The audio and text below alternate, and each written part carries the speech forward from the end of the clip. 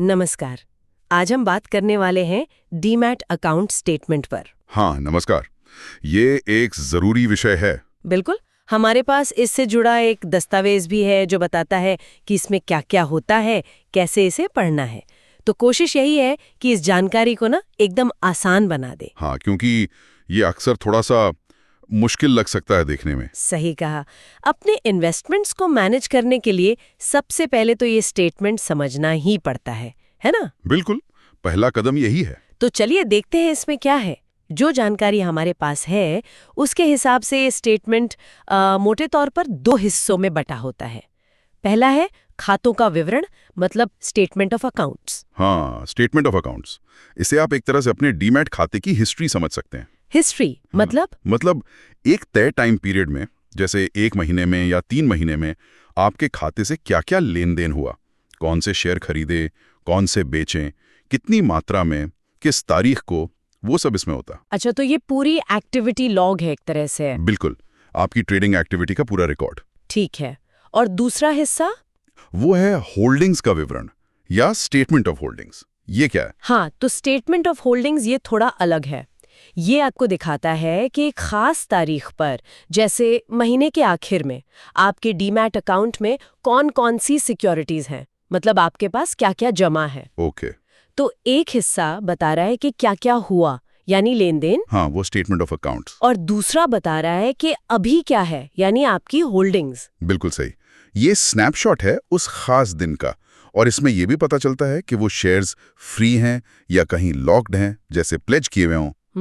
ये फर्क समझना वाकई जरूरी है।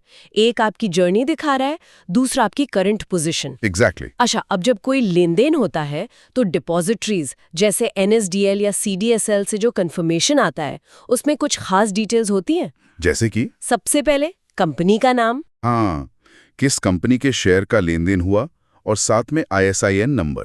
ISIN नंबर, ये क्या चीज है? ISIN मतलब इंटरनेशनल सिक्योरिटी आइडेंटिफिकेशन नंबर। ये बहुत जरूरी है। सोचिए, एक कंपनी के कई तरह के शेयर्स या डिबेंचर हो सकते हैं। हाँ। तो ISIN हर एक सिक्योरिटी को एक यूनिक कोड देता है। पूरी दुनिया में वो कोड उसी सिक्योरिटी का होगा। अच्छा। इससे कोई कंफ्यूजन नहीं होता। अच्छा, ताकि पता रहे कि एग्जैक्टली किस चीज की बात हो रही है। बिल्कुल, पारदर्शिता के लिए, एक्यूरेसी के लिए ये बहुत इंपॉर्टेंट है। समझ गई।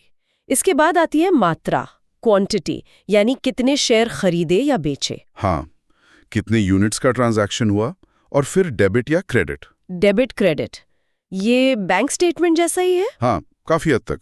डेबिट मतलब आपके अकाउंट से शेयर्स गए, यानी आपने बेचे। ओके। और क्रेडिट मतलब शेयर्स आपके अकाउंट में आए, यानी आपने खरीदे या आपको अलॉट हुए। ठीक है, ये तो सीधा है। और आखिर में तारीख। हाँ, किस तारीख को वो ट्रांजैक्शन सेटल हुआ, वो तारीख। तो ये सारी डिटेल्स, कंपनी का नाम, ISIN, क्वांटिटी, डेबिट क्रेडिट, तारीख, ये सब मिलकर पूरी कहानी बताते उस एक लेन देन की। बिल्कुल, और इन सब को ध्यान से देखना जरूरी है। अपने ब्रोकर के कॉन्ट्रैक्ट नोट से मिलान करना चाहिए। हाँ, ये तो जरूरी है। तो इसका मतलब ये हुआ कि डीमैट स्टेटमेंट काफी लॉजिकली बना होता है, सारी जानकारी होती है जिससे पारदर्शिता बनी रहे। एकदम। ये सिर्फ एक रिकॉर्ड कीपिंग नहीं है, यह आपके निवेश पर आपका नियंत्रण बनाए रखने का एक टूल है। सही कहा। ISIN जैसी चीजें सुनिश्चित करती हैं कि कोई गड़बड़ न हो। इसे समझना मतलब अपने निवेशों को सही से ट्रैक करना। और सिर्फ ट्रैक करना ही नहीं, इसका विश्लेषण करना भी जरूरी है। जैसे आप स्टेटमेंट ऑफ अकाउंट्स देखकर समझ सकते हैं कि आप कितनी जल्दी खरीद बिक्री कर रहे हैं। क्या आप लॉन्ग टर्म इन्वेस्टर हैं या शॉर्ट टर्म ट्रेडर, ये पैटर्न दिख जाता है। टैक्स कैलकुलेशन के लिए भी बहुत जरूरी है। हाँ, कैपिटल गेन्स के लिए होल्डिंग पीरियड पता करने में तो मदद मिलती होगी। बिल्कुल, और स्टेटमेंट ऑफ होल्डिंग से आप नियमित रूप से देख सकते हैं कि आपका पोर्टफोलियो कैसा दिख रहा है, क्या रीबैलेंसिंग की जरूरत है, डिविडेंड या बोनस शेयर ठीक से क्रेडिट हुए या नहीं। सही बात है। मतलब ये सिर्फ एक स्टेटमेंट नहीं, एक वर्किंग डॉक्यूमेंट है। बिल्कुल। इसको सिर्फ फाइल करके रखना नहीं है, इसको समझना है, इस्तेमाल करना है। और यहीं से एक सवाल और दिमाग में आता है कि सिर्फ इन हिस्सों को अलग अलग देखना काफी है, या हमें समय के साथ इन दोनों, मतलब लेन देन की हिस्ट्री और करंट होल्डिंग के बीच का जो रिश्ता है, उसे भी देखना चाहिए। मतलब कैसे? मतलब क्या हमारे लेन देन का पैटर्न हमारी होल्डिंग्स को उस तरह से बदल रहा है जैसा हम चाहते हैं? क्या इस विश्लेषण से हमारी निवेश की रणनीति की कमियों या ताकतों का पता चल सकता है? दिलचस्प पॉइंट है कि स्टेटमेंट सिर्फ क्या हुआ या क्या है नहीं बताता, बल्कि शायद क्यों और आगे क्या के बारे में भी कुछ इशारे देता है, अगर हम उसे सही से पढ़ें। हाँ, शायद हमारी अपनी निवेश साइकोलॉजी के बारे में भी कुछ बताता हो। इस पर शायद हम आगे और सोच सकते हैं।